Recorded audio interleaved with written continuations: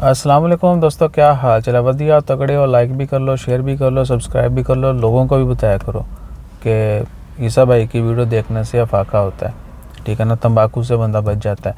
अच्छा जी, तो सीन ये है कि पहली वीडियो में मैंने आपसे कुछ ज़्यादा बातें कर दी थी। अभी भी कोशिश करेंगे कि एंड पे आपको एंगेज करें। दो खबरें हैं इस वीडियो में भी, और एक है क्रिप्टो करेंसी का मतलब। आज NBO जो है ओमान का ना CBO Oman central bank of Oman, उनकी कुछ कहीं किसी के साथ वो होते हैं ना, नौजवानों के साथ मीटिंग थी। उसमें नौजवानों ने डेफिनेटली पूछा होगा क्रिप्टो करेंसी का, तो उन्होंने सीधा सीधा जवाब दिया कि फ़िलहाल जो है ओमान में क्रिप्टो करेंसी एक्सेप्टेड नहीं है। ओमान ने इसको रिकॉग्नाइज़ नहीं किया।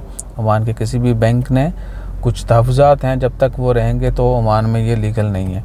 अगर रिकॉग्नाइज़ होती है तो फिर वो ऑफिशियली अनाउंसमेंट हो जाएगी।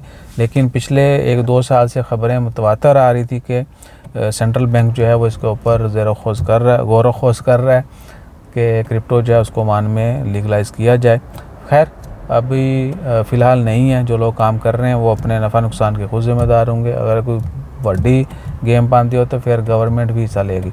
अच्छा जी, तो सीन क्या है कि दूसरी खबर है, ओमान रेलवे प्रोजेक्ट जो है ओमान से UAE का, उसके ऊपर सुनने में आ रहा है कि 3 बिलियन की इन्वेस्टमेंट हो चुकी है।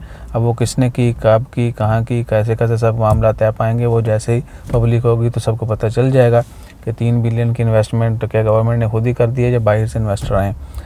और उसके बाद खबरें वीडियो फिर 1.5 मिनट की होगी है, तो 1 मिनट 50 सेकंड तक आप बंद करके बाकी 2-4 बातें हैं अगली वीडियो में करते हैं।